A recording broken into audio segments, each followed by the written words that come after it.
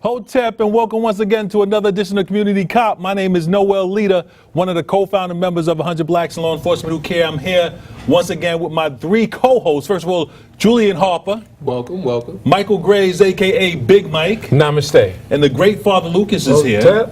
And we'd like to welcome you once again, our viewing audience, to which we hope to be an informative conversation where truth and real talk occurs. We have a lot of information to cover.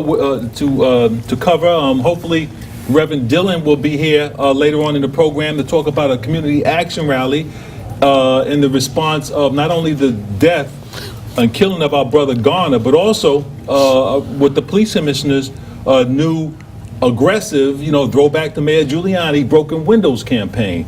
But before we proceed, and also we want to look at a short film of some community responses during the funeral of Brother Garner over the past week. And but before we get to the film, Father, we'll start. We have some very unfortunate news to pass on. Those of you who may be familiar with On Account on WBAI radio station, Brother Eddie Ellis, who's a prisoner advocate for many years, given very significant and important information on prisoners' affairs and events. Father Lucas, you told us earlier today that he made his transition this week. That's right. He's been ill for a while now. And of course, Eddie is a good example of what you can do in prison in spite of the system. Eddie did some time. Eddie got his education while he was there, educated himself. And then he came out and was doing tremendous work for brothers and sisters who have been released from the prison industrial complex. So it's a great loss, and he joined our ancestors, and we're going to miss him. But they're going to carry on his work. On Account will still continue to come on WBAI on Saturday mornings. Eddie Ellis was a great man in his own right. I remember the first time I saw him was on Like It Is, Gil Noble's show. Had the pleasure of meeting him and talking to him several times. And when you see a man who not only did time, he did hard time. And to come out of a maximum security facility and knew everybody, the whole Attica and all that, and went through all of that, and to experience that and to just change his whole frame of reference from when he went into the jail system. He became educated, and not only did he, when he came out, he didn't look out for himself. He always looked out for others, and his whole life was dedicated to prison reform, making things better for those who are incarcerated, making life better for them once they matriculated to outside, always help those less fortunate than himself. And he gave his whole life actually to help the black community. So everybody, you know, should give kudos to Eddie Ellis, because his entire life was dedicated to helping black and Latinos, men and women, by the way. Great man, and we should never forget him. Right, and on behalf of 100 Blacks Law Enforcement Who Care, we was on this program. We had the luxury, we were very fortunate enough to be able to meet him. We paired in this program a number of times. Very positive brother, and his whole staff is very positive. So on behalf of 100 Blacks Law Enforcement Who Care and Community Cop, we give condolences to the family of Brother Ellis, and you know, he will be missed, but his work, as Father just informed us, will continue. Those of you may know that last week was the funeral of Brother Garner, who was killed by police after being involved in a chokehold. There's a lot of community outrage. You know, there's a lot of activity going on as it relates to how should our community respond. The mayor and the police commissioner held a press conference this weekend. Before we get to some of the community comments, the mayor and the police commissioner had a press conference this weekend, and it's very, very important for us to pay very close attention to exactly what they're saying. A whole lot of things were said inappropriate by a mayor and a police commissioner. For one, Julian, I know we were speaking a little earlier, you took issue with the fact that the mayor had the audacity to say, to sort of imply, if he didn't say it outright, that in some instances a chokehold is appropriate. Right. We already know that the police commissioner is now calling it a so-called chokehold. And we talked last weekend how a lot of times their initial response seemed to be in line with the community when they articulate outrage over what happened. Now they're backing off of that comment, as if first the mayor implied that in some instances a chokehold is acceptable, and now the police commissioner is calling it a so-called chokehold, although the NYPD definition of what a chokehold is, first of all, it says it will not be used, never, not may not. You know, it says it will not be used. So what were some of your thoughts on the mayor's and the police commissioner's comments at this press conference? Well, you know, I have to take issue with them trying to attempt to soften what actually happened during this incident with Mr. Garner, in the sense of saying that the so-called, as Noel stated, calling it a so-called chokehold by the police commissioner, and the mayor saying, you know, at times it's not appropriate or shouldn't be used to, speaking about the mayor, talking about a chokehold. I think, you know, it was something that I heard very recently, and they were talking about integrity, and they were saying like a piece of canvas is very strong and you can't tear it, but once you put a little snip in it, it can tear easily because you damage the integrity of the fabric. And that's what's happening with the police department. They are damaging the integrity, if there ever was any integrity in the police department and what little it may have had, when they allow instances like this, and when they allow the integrity of the police department to be damaged. So once they corrupt it, once they violate what integrity it does have, it weakens the entire fabric of the police department. So if we can't count on the mayor and the police commissioner to be upstanding, upholding to the integrity and the laws and what's appropriate when we talk about the policies of the police department, then the entire police department foundation is going to be weakened. And we won't, as a community, be able to depend, trust, and count on that police department. So it's our responsibility to hold both the mayor, the police commissioner, and the entire police department and the administration accountable for the integrity that we look for to find in them. You know, it was very interesting watching the charade. The mayor implied that they may be, and then right behind him comes Bratton to specifically says that while the chokehold is definitely not to be used, but there are circumstances under which, an extreme situation, that it may be used. Now he just dug that up out of the air. Exactly. Because there's nothing in the guidelines that says anything except the chokehold is not to be used. And then, of course, Bratton, well, what did you expect? The mayor was praising Bratton for the great job he did in LA. Well, I haven't a clue what that great job was. they're still under federal supervision. That's right. And just like New York is going to be. And so here again, you have de Blasio, who's supposed to be the big progressive, That's right. praising Bratton, and gave Bratton another opportunity to throw in his broken window crap, the same crap that Giuliani used.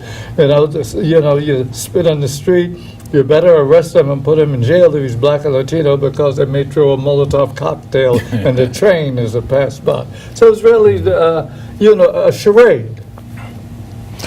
W.B. Du Bois said the problem of the 20th century will be race. The great William Augustus Jones, the pastor of Bethany, said that white folks are logical when it comes to everything except race. That's right. Now, how can an illegal chokehold sometimes be legal? There's no way, but I'll give him an out. There's one way. There's only one way that something illegal can be legal, and that's you're at your last gasp of your life. If all options are off and you're getting ready to be killed, then apply anything to save your life. That was not the situation at all. There was no imminent danger coming from Eric Garner. Consequently, the law is the law, the rules are the rules, the regulation are the regulations. The chokehold is illegal. I told you last week that I saw the playbook before. I told you that the Stansbury case was imminent. The same way you had Mayor Bloomberg and Police Commissioner Kelly say that the force used against Stansbury and taking his life unnecessarily was inappropriate and something needed to be done. And then the very next day, they changed their statements and gave air cover to the police department. Ergo, those police officers were able to walk. Then I told you it would happen. Now let's see Reverend Sharpton say that Bill de Blasio is the most progressive mayor in the last 50 years again. Let's hear him say that again. When him and his cohort, Rubenstein, are going to be collecting money at the end. You can't serve two masters, the Bible say. You're a man of the cause, Reverend Sharpton. Can't have two masters. The Bible describes it as you will hate one and love the other one. And we have a, presiding minister right here. So, he can verify that. That's what the Bible says. So I'm just saying that to say that you're either in it or you out of it. And when you look at this, you'll see that they are now tactically moving away from what you saw. The only reason why there's even any level of discussion is because of video. They're going to try to change the video to say sometimes that a chokehold would be legal. That's only if you have skewed vision and that your documentation, your just whole profile is that of white supremacy. Now, if they're talking to white supremacists understand it. But I'm talking right now clearly to Africans and Latinos that what we saw on the tape is really what happened. We passed by the fact that Bratton made it very clear that race had nothing to do with this. Now, when you could get up before television and tell folks that this had nothing to do with race, you either got to be the most profound liar or idiot going. Right. And it's unfortunate, when you listen to people, they're going to try to use a play on words. Now, we're using the term illegal, but we understand that we mean prohibited. Right. Because I don't recall there being a law that says it shouldn't be used, but it's prohibited in the police department guidelines, and people are going to try to contradict what we're saying, but I'm just making it clear right now. It is prohibited. And it's unfortunate that the police department is not following, and we're talking about Police Commissioner Bratton, and we're talking about the mayor, following their guidelines that they put in place that they want all police officers to abide by. But now when we start talking about saving the image of the police department, now we can use a play on words, or we can skew what the meaning was, and they have to be clear. And that goes back to what I was talking about a minute ago. We talk about damaging that canvas and taking away from the integrity of that piece of documentation. Right. And what to everybody's point, and Julian, you're 100% right.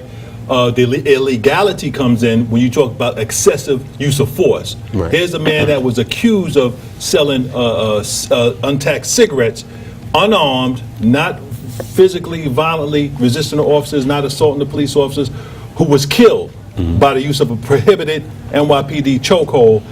And the New York State law and the New York City law speaks to the issue, and that procedure 203-11 that prohibits the use of a chokehold. It says it will not be used. So in the New York State law, in that same procedure talks about the use of excessive force. Right. Well, I would just one quick thing, Father Lucas. If a chokehold wasn't used, then please tell me what brought him down. Now, Eric Garner, I'm going to assume that he's at least 300 pounds looking at him.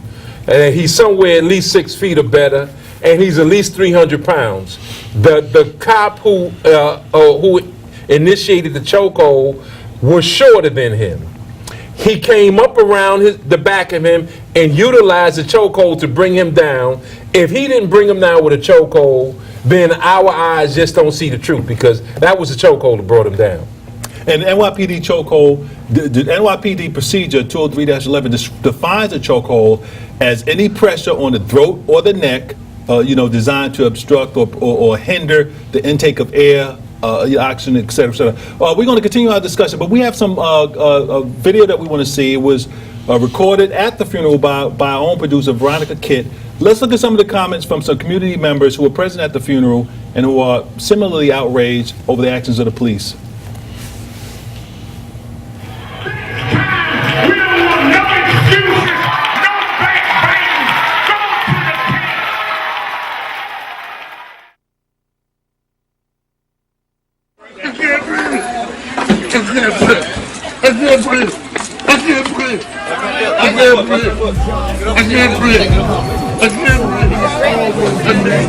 Can you relate?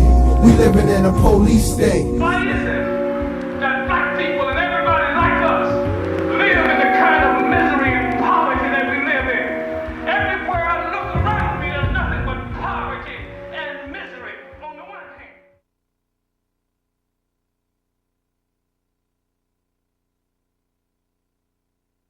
On Facebook, you see cops strangling black men. And if they didn't think they can get away with it, they wouldn't be doing it. They doing it because they know they can get away with it. That's why they doing it. Right. Because they don't stop when the cameras is on them. They keep right on strangling and strangling and strangling. 6 minutes, 12 minutes, 15 minutes. They're not scared of us. If you're one of those people that saw that video and heard that brother laying on the sidewalk while the life was being choked out of it, saying, I can't breathe, I can't breathe. And if you're one of those people who saw that film and you were one of those people who couldn't breathe, how many more? How much longer? When is enough enough? When do we say no, this doesn't happen anymore? Eric grew up with my children. I mean, they're all the same age. So it's like that's my son in there, lying there. That's why I don't even want to go in there. You understand what I'm saying? For this guy. I saw the stuff on TV, and I couldn't believe what I saw. Until the neighbor came and rang my bell and said, hey, that's Eric. When does it stop? Like the brother said, you have countless stuff going on over and over. Amadou Diallo, Sean Bell. It just keeps going on and on and on. Okay? We're gonna find something to do about it. Well, first of all, start training people more. You understand? More training is needed. I'm from Staten Island. And I'm from Actually, that happens every day because we don't have, we're across the water, so we're secluded. Every time the cop finds something, we're secluded compared to the other boroughs. So what goes on in Staten Island stays on Staten Island. So this is the first time that we're getting public broadcasts pertaining to our issue. My son, he like for Christmas, hey daddy, give me a toy gun, I want to be a cop, I want to be a cop. For him to see a police choke this man out like that, what am I to tell him? Daddy, I want to be a cop to save people, help people. And now he sees us on TV. That wasn't no help. The man said, hey, he had his hands up. He was defenseless. He had his hands up. NYPD cannot get away with this, man. This is nothing they could, just shove on the right like Amadou Diallo, Alberto Spruill, the list goes on. Desmond Gordon, the list goes so many. Name them. Alberto Spruill, there's so Patrick Dorsman. This has been going on. Anthony Baez, they choked him out because the football hit a car. Same thing. Same illegal chokehold. Then the police commissioner got the nerve to say he's sending some people to LA to find out what we could do here in New York. The last time I checked in LA, Rodney King got beat on videotape. So we don't need no help from LA. What he need to do is resign. That's what he needs to do. Because we're going to make his job hard on this one here. This is not going away overnight. Number one, Bratton has no respect for the youth. He called the youth diseases. And he said, what do you do with a disease? You get rid of it. So what is that telling you he's going to do to the youth today? I have no use for him. He was here in 1994 when Iris Baez's case was out there, and now he's here for this case. He's pretending that he's going to change what? I heard that the training they give anybody over 200 pounds, bring them down. And we waiting to get that backed up, but that's the word we got from the police academy. They being trained to bring down anybody over 200 pounds. And you see what they did. There's a saying that when a man passes on, the only thing that's left is his good name and his good deeds. This brother here had a good name, he had good deeds, he's father of 6 children. Good deeds, the last act he did in life was breaking up a fight. So he was a peacemaker. So with that in mind, I celebrate this brother Eric Garner and the family. And I'm saying it's a lesson sometimes that God gives us lessons that we have to work with these lessons for both, that the community and the police department has to come together now with a new vigor to bring about some sort of work. Right, okay. You see many comments from the community. Father Lucas, we'll start off with you. Well, just 2 things came to mind, and that, again, from the press conference. They concentrated only on the one police officer. Right. Nobody brought up that a lot of police officers were there while something illegal or at least against the public going on, and nobody took any action. They all should be brought. Right. And then the same phony answer all the time. That's all they were able. More training, exactly. Better training. Now here you got from a clown like Kelly to Bratton, who on other occasions, the New York City police are the best trained in the country and in the world. And every time something like this going on, which shows you what they need is more training. Exactly. Now, how could you be the best trained in the world and at the same time you need more training? Exactly, and that's just a catch-all. That's a catch-all. That's just something to throw out there. The white media, of course, gobbles it up, and I always make a distinction. Yeah. You have to understand it is the white media. It's not just the media. They have a perspective. They have an ownership. The editorial staff. So when they spew a perspective or when they don't come back with a criticism, it's because that they coincide with the position of police commissioner a lot of times. It's not a question of training. Exactly. It is the white culture in the police department that has no respect for people of color. As you said, we are well trained in the procedure in the police department says a chokehold will not be used. I like to go back, Julian. We'll go back to you to comment on what some of this residents have stated. But as the press conference, the mayor and the police commissioner said that he's sending individuals to Los Angeles, which is just throwing anything out there.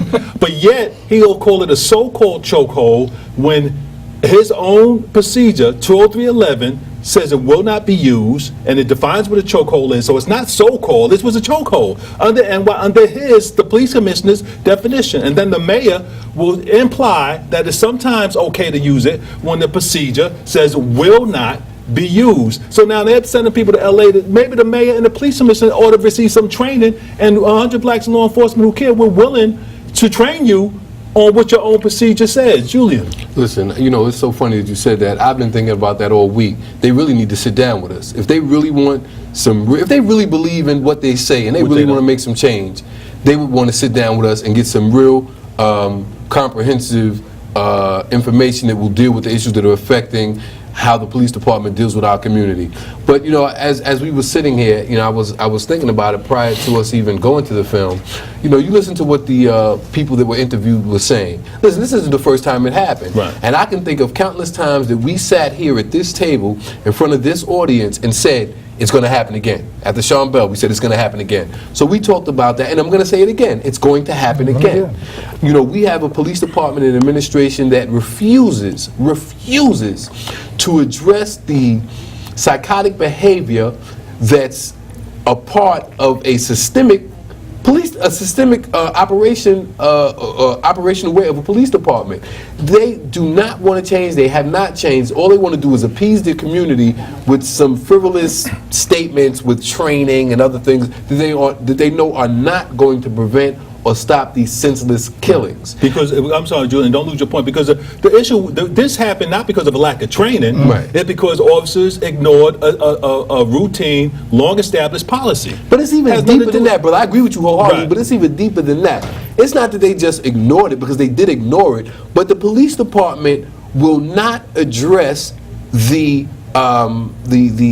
behavior of their police officers unless there's an issue. Now, if these police officers have done that and there was no tape and nothing went wrong, they would have no problem with it. Exactly. But now they want to deal with the outcome and the overflow of all of the community unrest and upheaval because of what happened. Until they deal with what the real problem is, the lack of respect for the African community and the Hispanic community, the lack of respect that the police officers have for the community that they're supposed to be protecting. That's where the problem lies. So until we look at that and really start dealing with that, and until they sit down with an organization like 100 Blacks in Law Enforcement Who Care, these issues are going to still continue, and they're still going to have to go back to their lab and reinvent that same plan that they have and allow it to be spewed to the people.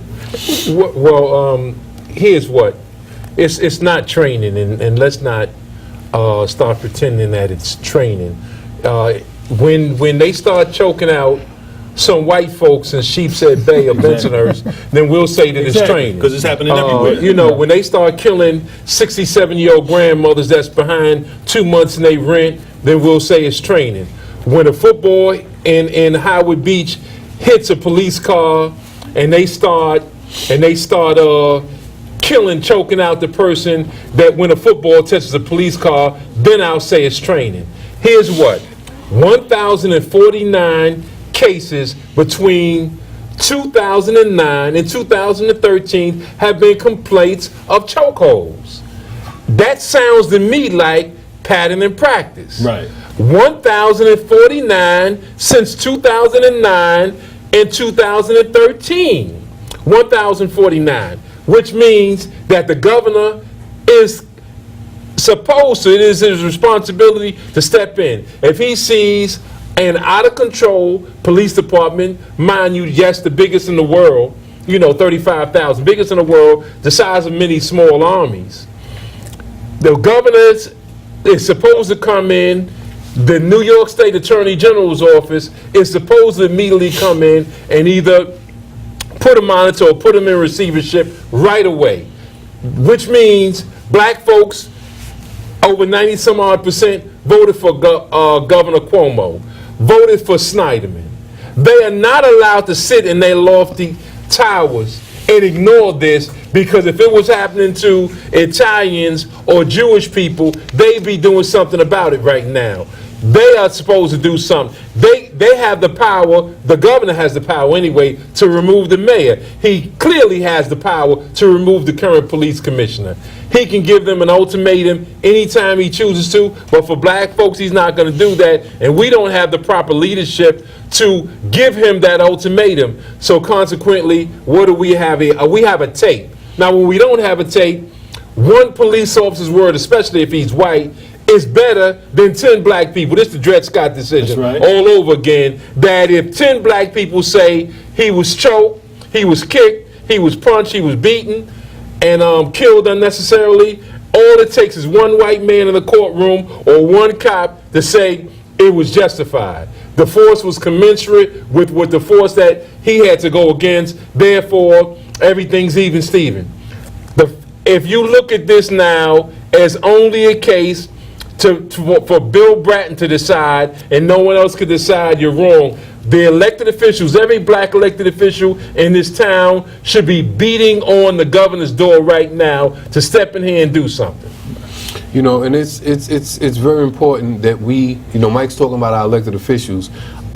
We have to realize that, like as we stated earlier, this has happened on numerous occasions, and there has not been one elected official that truly stepped up to make some real significant change the way the police department deals with our community and how the laws affect the police officers that violate the rights and the laws when they're dealing with our community. So we have to start holding these elected officials accountable. If they're not doing the job that they are sworn in to do, then they have to be removed, or elected to do, they have to be removed. And Michael just threw out some numbers on cases where individuals were choked. In the last week, if you look on YouTube, there's 3 African Americans placed in a chokehold by police officers. There was not only Brother Garner, there's a sister who was at a barbecue. You know, she was having a barbecue outside the house.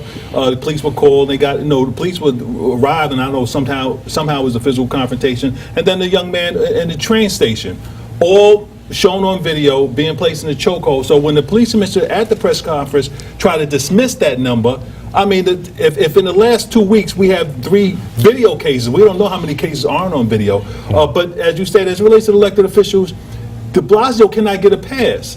You know, Police Commissioner Bratton cannot get a pass. They are attempting to dismiss the actions of the police officers and try to, and mind you, they're speaking to potential jurists, especially in Staten Island, when they hear the police commissioner say a so-called chokehold, when they hear the mayor say that in some cases it is allowed, it is acceptable. That's going to play right into the hands of the defense of the police officers. And they say, well, the mayor said it and the police commissioner said it. I know 100 blacks is being critical, but you know, that's 100 blacks. But we actually are quoting the NYPD patrol guide, not them.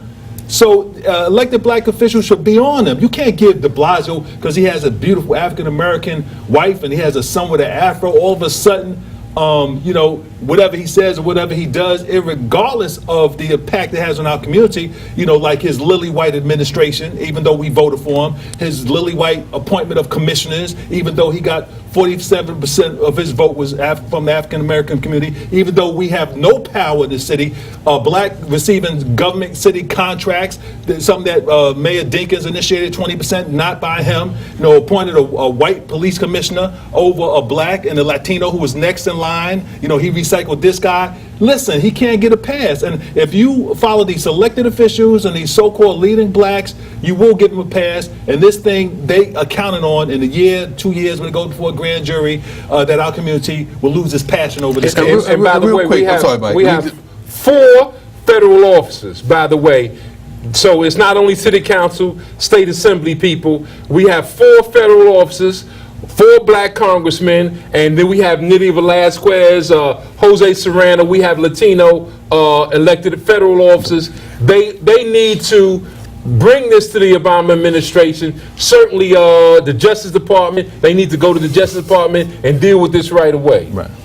I have to laugh about the Obama administration, but be that as it may, of the numbers that Michael spoke about, complaints, not one of them was a white. Wow. And we were talking about something very briefly when I was talking about department policy, and we talking about illegalities. You know, when they start looking at this from a criminal aspect, you know, they're going to talk about, I'm assuming that they're going to talk about murder, manslaughter. But one thing that I'm looking to hear from them, criminal negligent homicide. And I think that's very important, because that's when you're talking about when someone should have perceived the risk, but ignored it. So when you have a man that can't breathe, when you have a man that's that big in size and in mass, and he's talking about he can't breathe, and you have your arm around his neck, should an average person perceive that there's a risk that something could happen to him, and they didn't? So I want to see if they talk about criminal negligent homicide when they start looking at this. And we want to make sure that the district attorney from Staten Island, who shouldn't handle this case because, you know, of the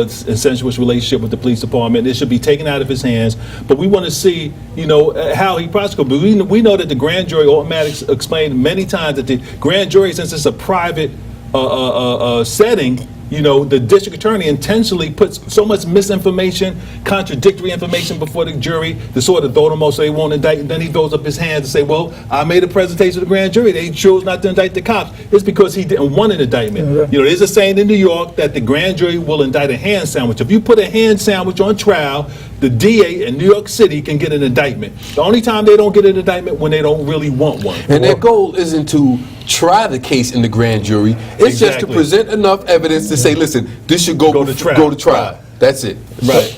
That was Charlie Hines of unhappy memory words. But it's also Saul Watler. Yeah, and Supreme Court Justice Saul Watler. Right. Yeah, and Charlie Hines. But it's very interesting too. If they bring out a murder indictment, they want to toss the case. Exactly. And before we go to our phone calls, we know you're on the phone line. What's also telling is that not one police officer has been suspended from duty. The EMS worker, who was definitely negligent in her responsibilities to offering emergency medical assistance to him, she was suspended quick, but not one police officer have been suspended. And that's also telling by the mayor, who's not demanding it, or the police commissioner. But at this point, we open up our phone lines. First caller, welcome to Community Cop. Where you calling from? Assalamu alaikum, brother. It's Kareem from Harlem. I just want to say, brothers, y'all making it very plain and very clear. And anytime you think that these devils are going to do anything to help your people, you got to be out of your mind. First of all, we have the right to stand up as men and citizens of this country and do something which will make things equal towards what these people are doing to us. You got to use the language that they understand. Right. They're not going to do anything to help our people until we understand that. If they kill one of us, kill two of them. They keep doing it. The governor, he's a snake.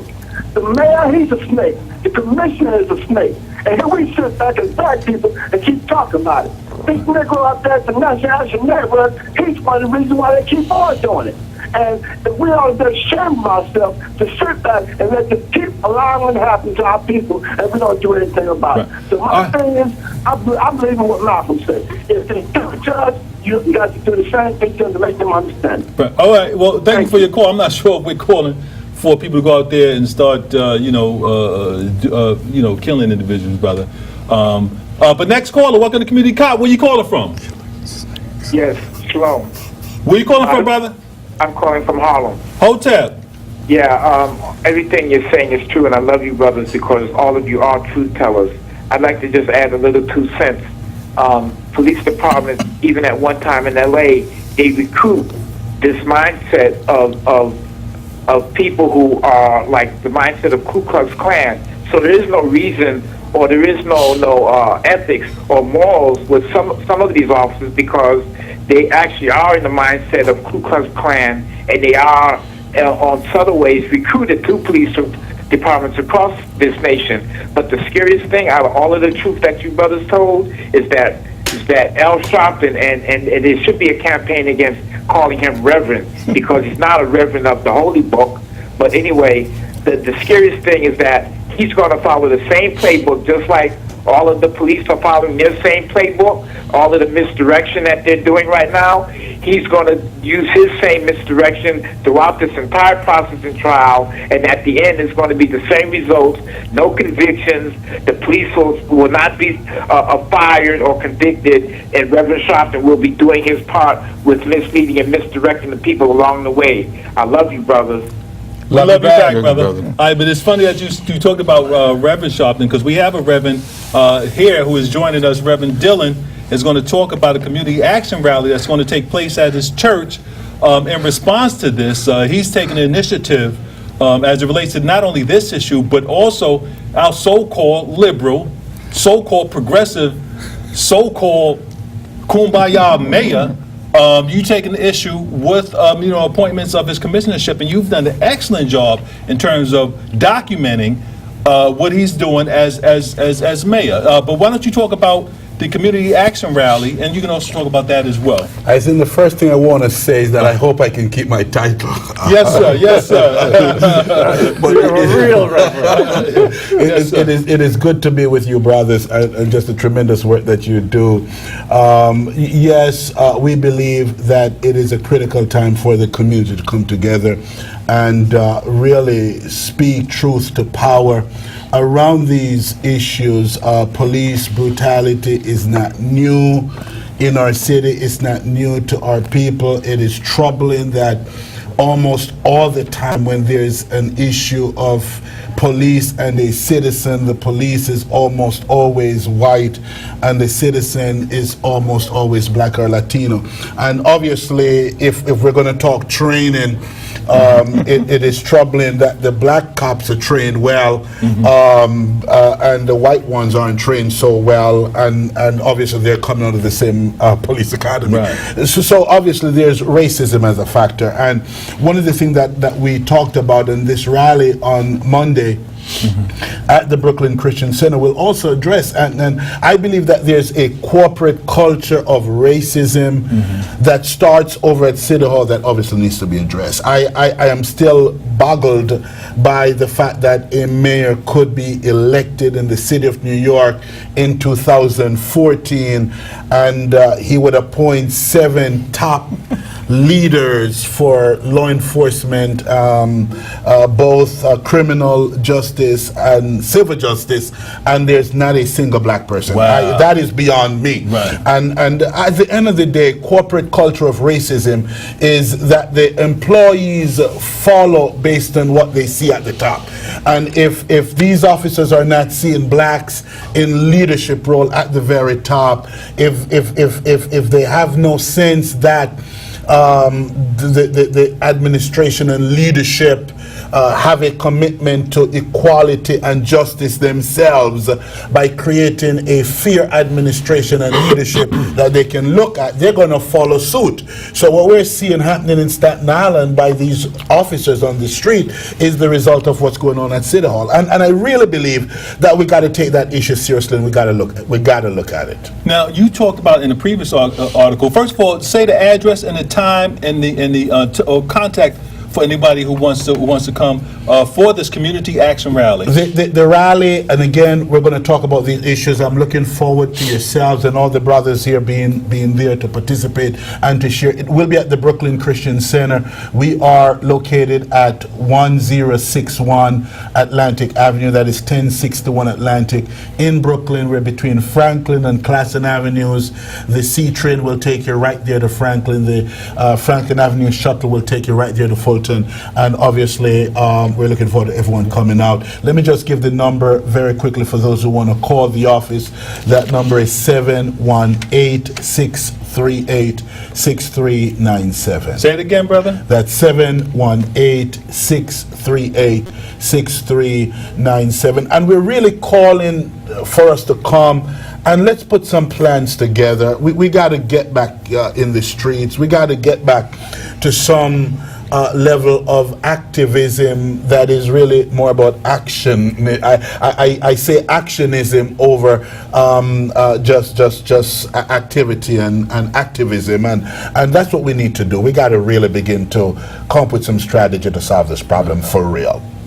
Now, when you Reverend Dillion, when you say a corporate culture, are you saying that the chief executive of this city, that his appointments has trickled down where the average beat cop can see that racism is alive and well? That's what you're saying? The beat cop is going to function based on what they see at the top. Let me just say this quickly. I have negotiated 2 of the largest workforce diversity settlements with major corporations in the country. I won't call the names of the corporations, right. but let me just quickly say that when I went into the first corporation and I looked at the fact that this corporation had 103 vice presidents and one of them was black. All the others were white men and a few white women in the entire corporation. I could understand why there were 300 or so disgruntled black and Latino employees who were saying we're not being treated fairly. We're passed over for promotions, and some of the lines that this designer was selling are biased and racist line, and they deal with certain products in certain communities and not in other communities. All of that speaks to to a corporate culture of racism that journeyed on from the top. When we really got through working with that corporation, they had to get a new president, CEO. They had to get a new senior vice president for their community relations and their human resource departments, because at the end of the day, there was a problem with the culture that worked its way from the top. And it's bothering. I don't know. Mayor Abraham Beam in 1974 had more blacks in power than Mayor Bill de Blasio in 2014. Wow. How do we sit back and are comfortable with that? The highest ranking black leader in the de Blasio administration has power over less than $500 million. Mayor Beam's top deputy mayor had power over some $25 billion. Look at the gap. It's a tremendous gap that you just can't explain it away. And so there's no doubt, and let's be very clear, this problem in the law enforcement area is not going to go away, because until there's a better culture within the structure of this corporation we call City Hall, there's some real issues. Now let me ask you one more question, Reverend Dillion. We have just had 20 consecutive years of Republican rule in City Hall. You had Giuliani, brutal. You had Michael Bloomberg, 12 years, just as brutal with a smile. And we're being told that there's diversity now, more diversity than we've ever seen, because we just went through 2 apartheid regimes. But it sounds like you're saying that in substance, this is a 3rd apartheid regime. To go back to what Noel said, at least there were some economic differences in the Dinkins administration. You're saying after 20 years of apartheid, white minority apartheid rule, you're saying there's no significant differences in this present administration? From an economic perspective, there's been a reversal. We're further back now than we were. Bear in mind, you said further back? We're further back now. Let's just look at under the Bloomberg administration, where the school chancellor that was a black man, responsible for $23 billion in terms of his responsibility and the monies that he was responsible for expending. Strictly from a race perspective, let's not get into the details of what he did and how he did it. Presently, this present deputy mayor that we have, and of course bear in mind that Dennis Walcott was also deputy mayor, and at that point he had even more money under his portfolio and his leadership. Today, Deputy Mayor Richard Bury has less than $500 million in terms of oversight. That's not even a drop in the bucket to where black people, in fact, if you combine all the blacks who are between deputy mayor and commissioners, their total oversight in terms of dollars is less than $5 billion. So now you go all the way back to Abraham Beam's administration, and there was a whole lot more power just with the one black deputy mayor that we had 40 years ago. And not only with the budget, but you point out, because we have to come out, we have to entertain some more phone calls, but you also talk about, when you look at the numbers of black and Latinos and whites, you know, his administration, the commissionerships, all of the powerful positions, and you talked about law enforcement, the police commissioner, the corrections commissioner, the state parole commissioner, white. And this is a man that people are calling the most progressive, the most liberal mayor, because he has an African-American wife, because he has a son that wears an afro. They call him the most progressive mayor, when according to what you stated, and with the facts show, we're going backwards under his administration. The one thing, phone calls will be coming up to you in a second. In regard to Dennis Walcott, you're right in terms of the monies, but of course everybody knows Dennis Walcott was just... All right, let's go to phone call real quick, Reverend. We're going to come back to you in a second. Next phone caller, welcome to Community Cop. Where are you calling from? I'm calling from Harlem. Hold that, sister. Thank you for patience. Thank you for your patience. Not only has the mayor, not only are the top level people white, when you look at where they were recruited from, they were recruited from finance, they're recruited from corporations related to housing. You know, last night, if you listen to the Bratton press conference where the mayor was, the discussion is now changing. Right. Last night, Bratton said that we have to be careful that we don't return to the days Right.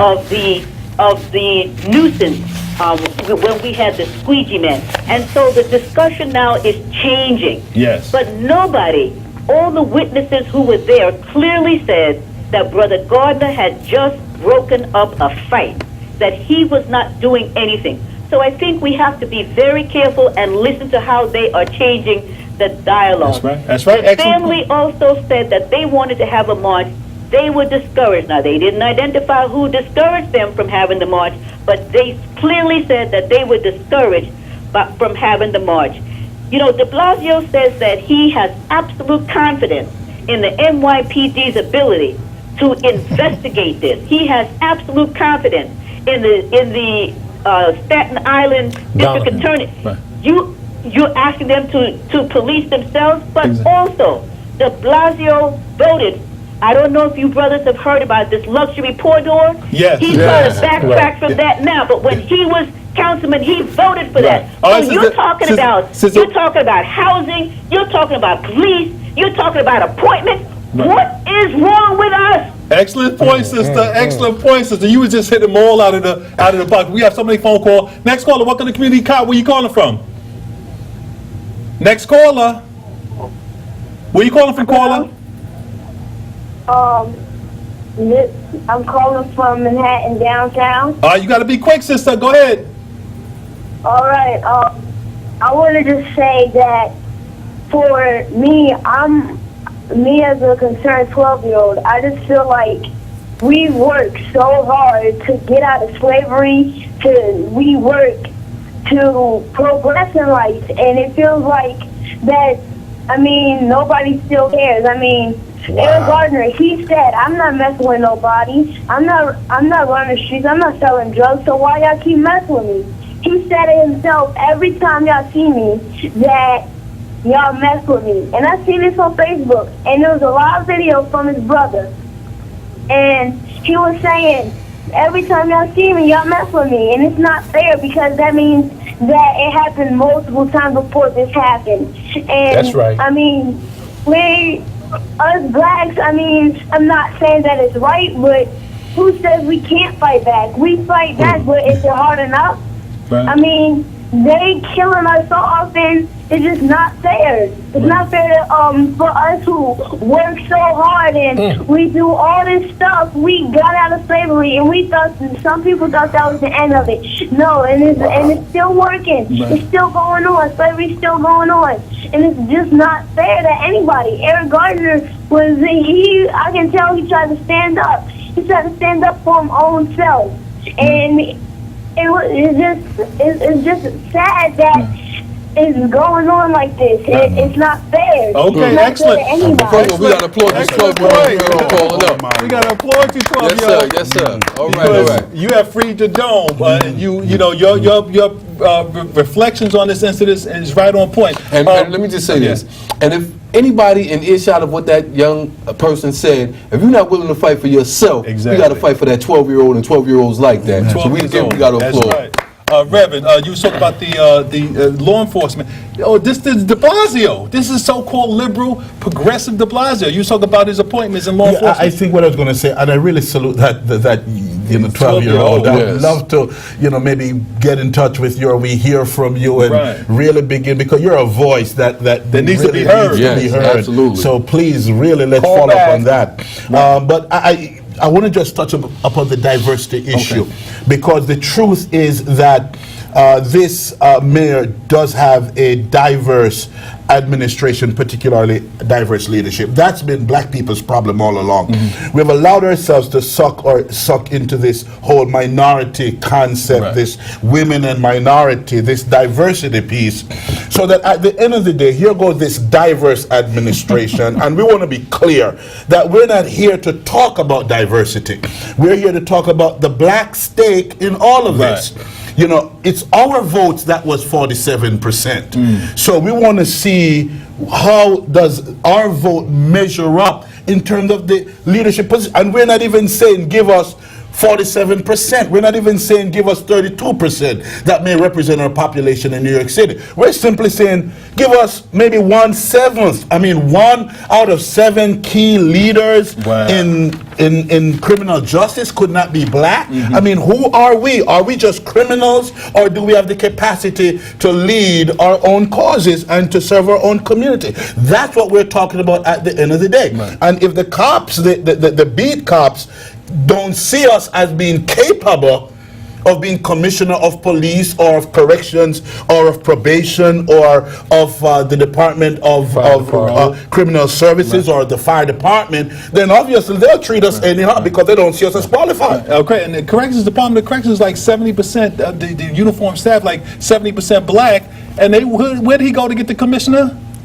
Connecticut, what? Somewhere like Connecticut. But caller, last caller, where you calling from? All right. All right, you have 30 seconds, caller, 30 seconds. All right.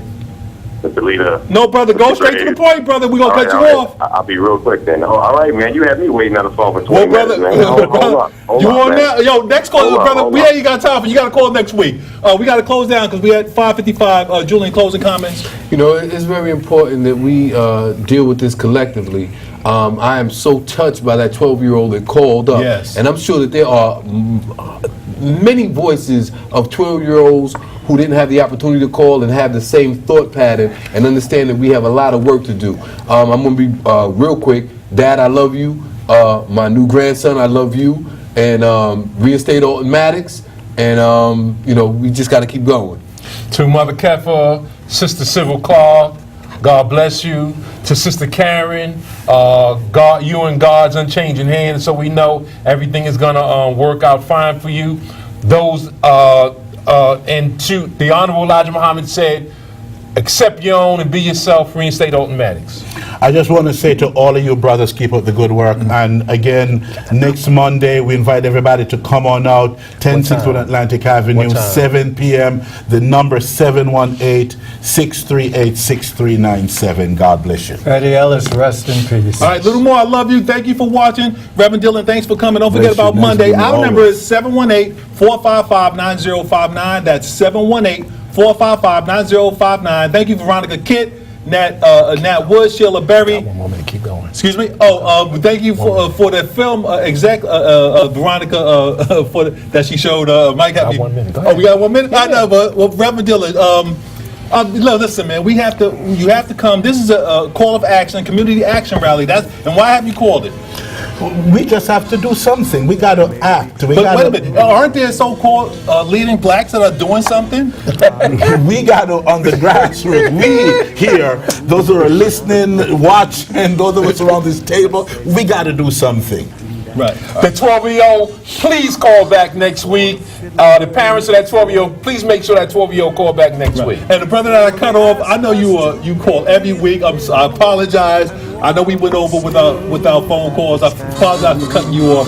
Gotta be quick when you're at the tail end. But I'm sure we're here for you. And please don't beat me up next week. Little Mo, I love you. See you Monday. Knowledge is power. And that de Blasio is no progressive, is no liberal. Don't cut me off. Put me back on. See you next Tuesday. Peace. Teardrops to shed. So while there's moonlight and music and love and gold.